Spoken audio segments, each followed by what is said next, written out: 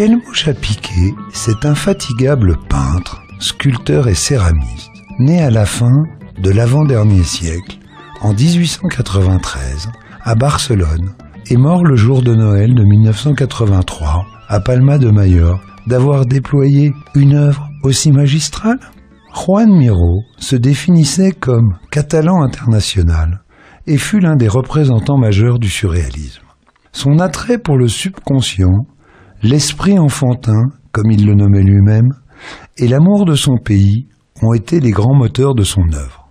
Quelle mouche a piqué Miró de manifester, dès les années 30, son désir d'abandonner les méthodes conventionnelles de la peinture et, selon ses propres mots, de les tuer, les assassiner ou les violer. Notre homme est un peu sanguin.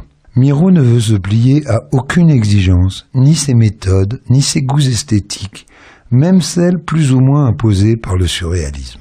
Première exposition dans une galerie de Barcelone en 1918, Miró montre dans ses premières œuvres une influence certaine par le post-impressionnisme français, le fauvisme et une pointe de cubisme.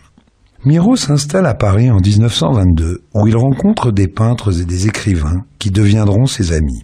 André Masson, Max Jacob et Antonin Artaud.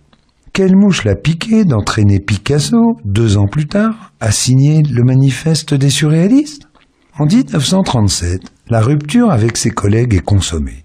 Miró quitte le mouvement et passe toute la durée de la guerre en Espagne, soutenant les républicains.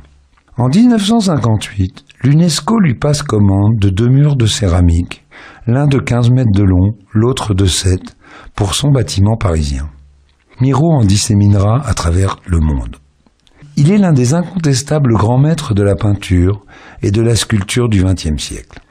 Chers amis, chers amateurs, point commun à tous ces génies européens qui enduisent le monde de leur talent, on ne saura jamais quelle mouche les a piqués.